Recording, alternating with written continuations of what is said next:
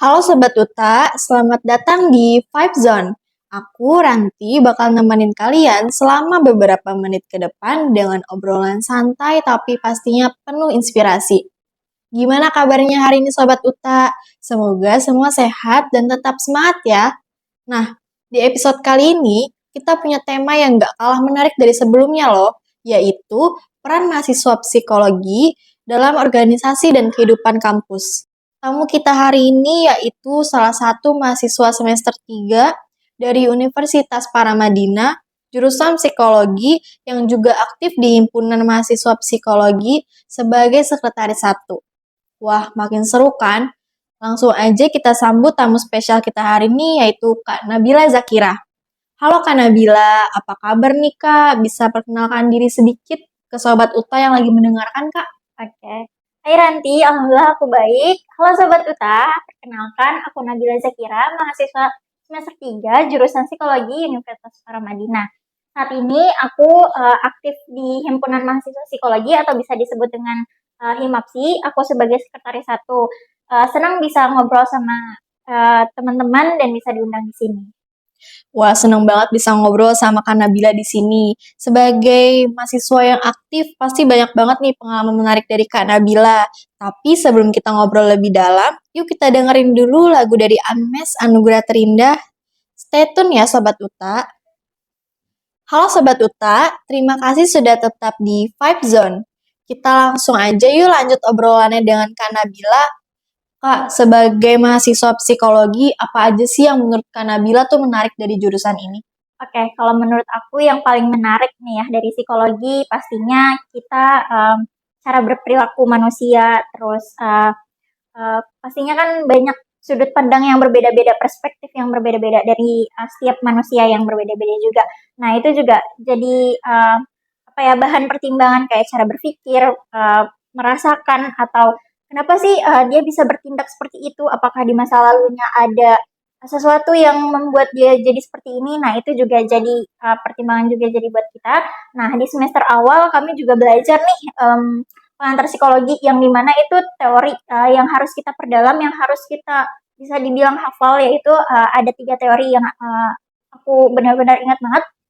Yang pertama ada Sigmund Freud, ada Abraham Maslow, sama Erik Erikson. Nah, untuk yang selanjutnya itu ada psikologi perkembangan manusia, di mana kita pastinya berkembang secara perlahan dan di setiap perkembangan itu pastinya punya uh, masa yang berbeda-beda atau identik yang berbeda-beda. Nah, itu juga kita pelajarin.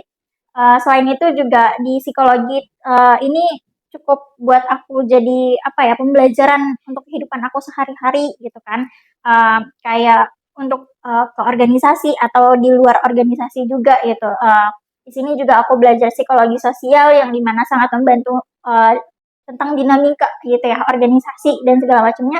Jadi belajar psikologi itu uh, nggak cuma soal teori, tapi di mana kita juga bisa menerapkan dan bisa terjun langsung. Wah, keren banget. Berarti bisa dibilang psikologi ini bisa sangat membantu baik untuk kehidupan pribadi maupun kehidupan di organisasi ya, Kak?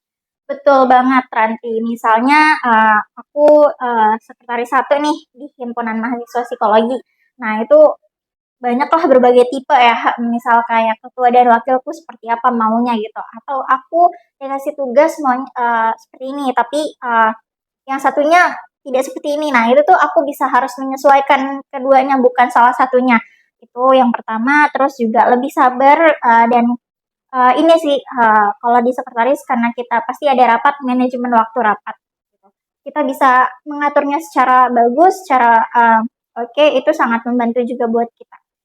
Berarti kita harus menyesuaikan setiap kepribadian yang kita temuin juga ya, Kak. Betul, betul. Terus ada nggak sih Kak tantangan terbesar yang pernah Kak Nabila jalani atau hadapi selama aktif di organisasi? Oh, pastinya tantangan terbesarnya ada. Yang pertama ada, sebenarnya ada 3, yaitu kuliah, organisasi, dan pribadi. Nah, ketiga ini kalian harus bisa memilih yang mana prioritas kalian gitu. Misal kalau organisasi ada tugas juga, terus untuk me time buatku ya tugas dulu yang diutamain bukan organisasi. Kalau organisasi masih oke masih bisa dihandle, ya udah tugas dulu. Tapi kalau misalnya memang nggak bisa, gimana caranya kalian bukan cuma sekre sendiri tapi punya teman gitu. minta tolong atau sebagainya. Tapi kalau misalnya antara pribadi kalian dan organisasi, coba ke pribadi kalian dulu, maksudnya me time sendiri dulu. Kalau memang organisasi itu nggak urgent banget gitu. Gitu. Pokoknya prioritasin dulu diri sendiri dari Betul, kegiatan-kegiatan lain ya, betul, Kak. betul. Karena Bila nih pasti jago banget nih manajemen waktunya. Bisa jadi inspirasi juga buat Sobat Uta yang mungkin sedang struggling dengan time management. Karena Bila aku penasaran nih, dari mata kuliah yang kakak pelajarin selama 3 semester ini, ada nggak sih yang menurut kakak paling relevan dengan kehidupan kuliah mahasiswa sehari-hari, terutama dalam menghadapi tantangan gitu, Kak? Kalau dari aku ada banget nih Ranti. Salah satunya psikologi perkembangan manusia, di mana kita yang kita sering dengar lah ya krisis identitas, di mana kita lagi masa-masanya struggle lah di masa SMP, SMA, masa-masa kuliah gitu. Dan itu tuh di fase itu di sekitar remaja, puber sampai 18 tahun, itu sampai di dewasa muda itu sekitar 19 tahun sampai 30 tahun. Nah, itu tuh masa-masa yang cukup lumayan struggle ya. Dan buat aku di situ itu kalau misalnya kita pelajaran di psikologi itu psikologi sosial yang dimana mereka itu lagi mencari identitas versus kebingungan identitas. Nah di situ buat aku jalin aja, tetap buat aku wajar sesuai dengan cara kalian menyelesaikan semuanya. Buat aku seperti itu. Selain itu juga ada psikologi sosial di mana buat aku bisa memahami satu sama lain, bukan cuma ruang lingkup kampus tapi di luar juga bisa. Terus juga uh, apa ya? Di sini bukan cuma teori tapi di sini juga lebih siap menghadapi ke depannya. Bener sih, Kak. Kenal dan paham sama diri sendiri tuh emang penting banget ya. Betul Apalagi banget. kadang kita tuh suka ngerasa kalau kenapa sih kita ada di fase yang kayak begini, padahal Iya, sebenarnya ya. tuh wajar ya. Wajar banget Terus itu. juga kita harus lebih paham sama diri sendiri dibandingkan Betul, orang lain. Karena betul. kita kadang suka lebih fokus sama apa sih yang harus di ngertiin dari orang Iya, lain, dari kita. Padahal sebenarnya yang dibutuhin tuh ya mengerti diri sendiri dulu ya betul, daripada orang betul. lain. Nah, dengan belajar psikologi itu berarti kita jadi lebih paham sama diri sendiri ya, Kak. Betul. Iya Ranti, aku juga merasa belajar di psikologi ini jangka panjang lah untuk diriku. Aku bisa melihat diriku juga, aku juga bisa melihat uh, lawan jenisku seperti apa maunya, kayak gitu. Dan misalnya kalau ada temen dan segala macamnya itu juga buatku ngerasa apa ya, tidak terhakimi gitu kan. Terus juga ini juga bagian kecil dari aku sebagai mahasiswi psikologi untuk ke teman-teman semuanya bisa berbaur. Inspiratif banget nih Kak Nabila, Sobat Uta. Semoga kalian juga bisa memetik pelajaran dari obrolan kita hari ini ya. Kak Nabila, generasi muda sekarang tuh kan sering banget ngerasa bingung soal arah dan tujuan hidup ya. Menurut Betul. kakak, apa sih yang harus dilakukan mahasiswa untuk tetap produktif dan berkontribusi baik di kampus maupun masyarakat? Oke, kalau menurut aku hal yang pertama itu mengenal diri dulu.